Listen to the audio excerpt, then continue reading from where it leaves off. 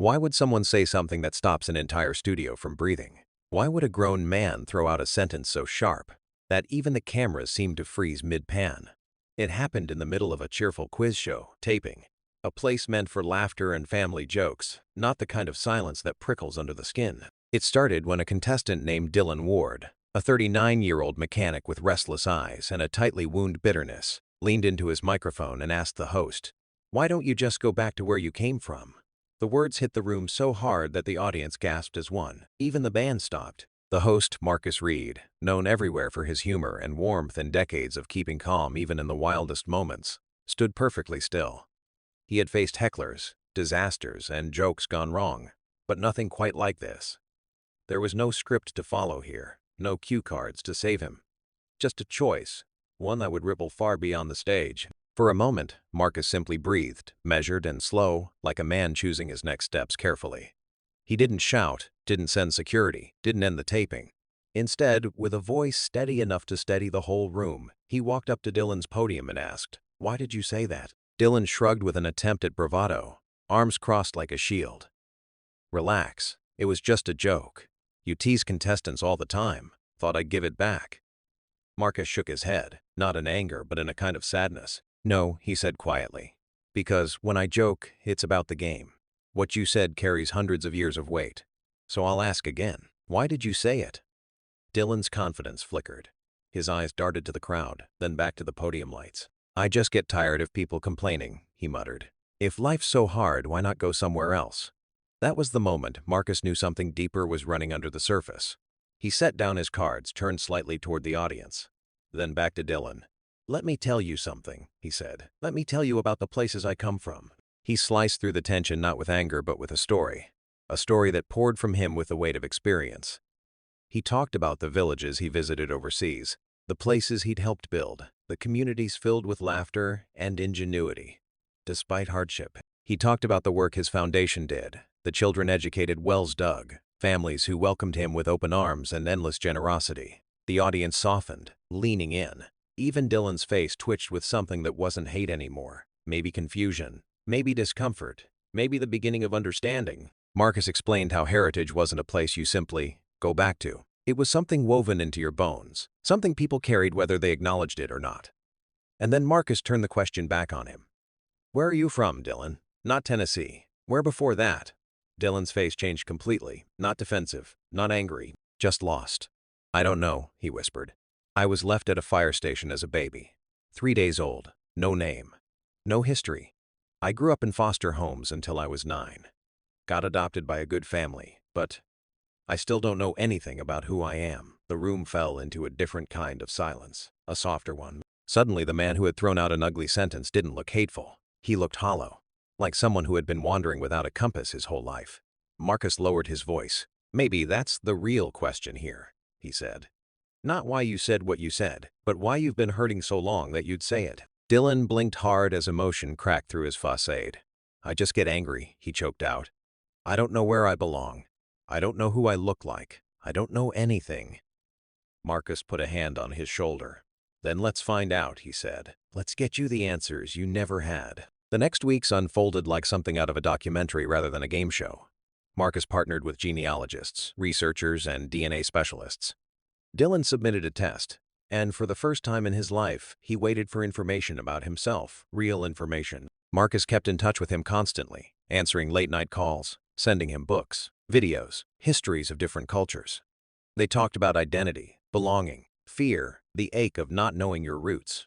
Slowly, Dylan's edges softened. His anger thinned, curiosity bloomed where resentment once lived. When the results arrived, Marcus invited him back, not for entertainment but for healing. The studio felt different that day, quieter, more reverent. Dylan's adoptive parents sat in the front row holding hands tightly.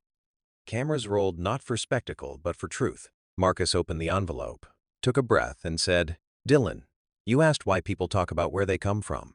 The truth is, you come from somewhere too." He delivered the results gently, revealing a heritage richer than Dylan ever imagined. African, European, indigenous. A blend of cultures, histories, people. A mosaic of roots. And then Marcus revealed something the researchers had found that made Dylan drop his face into his hands. His biological mother was alive. She had been searching for him for decades, praying he was safe. The reunion happened a week later. The cameras didn't zoom in aggressively or chase tears, they simply observed. When the woman who had carried him, Patricia, saw her son for the first time in nearly 40 years, she crumpled, calling him, "my baby," as if he had never left her arms. Dylan held her, crying with a lifetime of unanswered questions dissolving into a single truth. He was loved. He had always been loved. Fear, not neglect, had taken him from her arms. Not rejection, not indifference. Fear, but the journey didn't end there. Marcus arranged a trip to the land where part of Dylan's ancestry traced.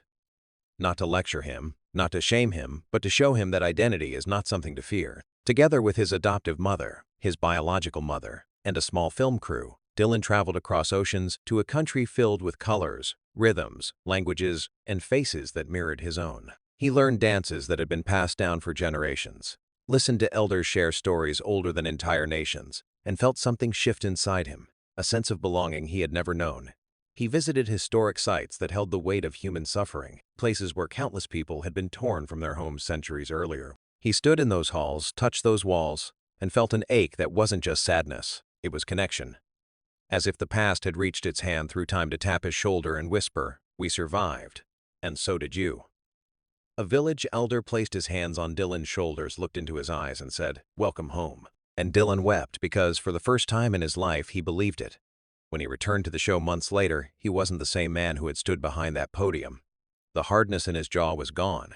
His shoulders rested lower. His tone carried calm instead of tension. He spoke openly about how anger had been a mask for emptiness, how fear had driven his defensiveness, how misunderstanding had shaped much of his worldview, and most importantly, how learning about himself gave him something he'd never had before: peace. Dylan started visiting schools, telling young students about identity and heritage, the importance of knowing where you come from, and the danger of letting fear speak louder than compassion. He got involved in Marcus's foundation, volunteering on international projects, teaching about cultural humility, and helping adoptees navigate their own journeys to self-discovery.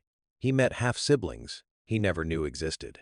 His adoptive mother and biological mother formed a bond, two women united by love for the same boy. And the footage from that game show taping, the moment that started it all, became the centerpiece of a documentary about transformation, empathy, and the power of choosing understanding over punishment. Schools, community centers, and adoption agencies began using the film as a teaching tool, not because it was dramatic, but because it was human. Years later, on a breezy afternoon, Dylan returned to the fire station, where he had been found as a newborn. A plaque now hung near the door, honoring children who began their lives in uncertainty. He placed flowers beneath it, whispered, "Thank you," to the scared young woman who left him there, and walked forward with a sense of wholeness that came from years of searching and finally finding. His journey reminded people everywhere that identity is not just blood or birthplace. It is story, struggle, history, and sometimes the person who lashes out the hardest is the one who feels the most lost.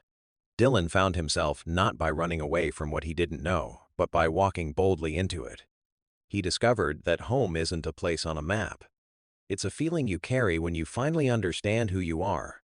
And if you're watching this, maybe his story is a sign. Maybe it's time to learn your own story, to ask the questions you've been afraid to ask, to uncover the parts of yourself you haven't met yet. Because the truth is simple. The more you know about where you come from, the better you understand where you're meant to go. If this story moved you, share it. Someone out there might need a reminder.